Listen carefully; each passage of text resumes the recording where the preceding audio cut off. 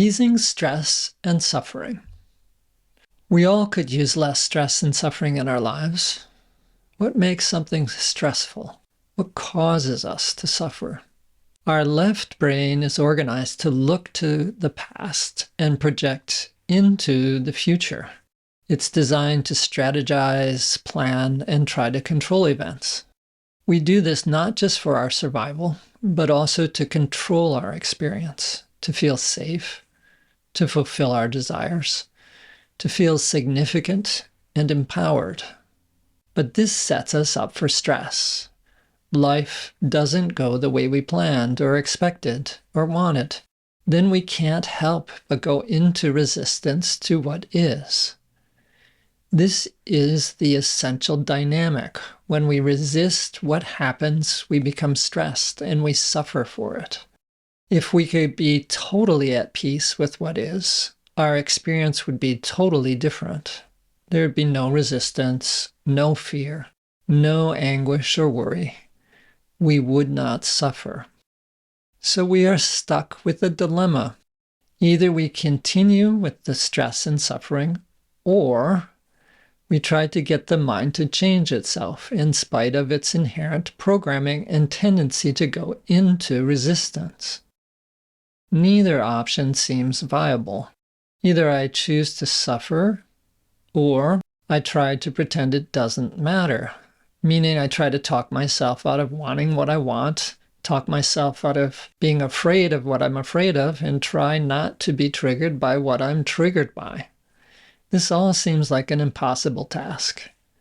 So are we just stuck with stress and suffering? It might seem that way. Through our past experience, we have associations with certain triggers. And when other people or events are popping those off, our nervous system reacts and we feel out of control. Our experience is that other people and life events cause our stress and our negativity. While popular psychology may say we are responsible for creating our own feelings, the experience just doesn't feel that way. To try to convince our mind that we are creating our own experience doesn't seem like a reality. So how do we change all of this? Fortunately for us, we have another way of experiencing life.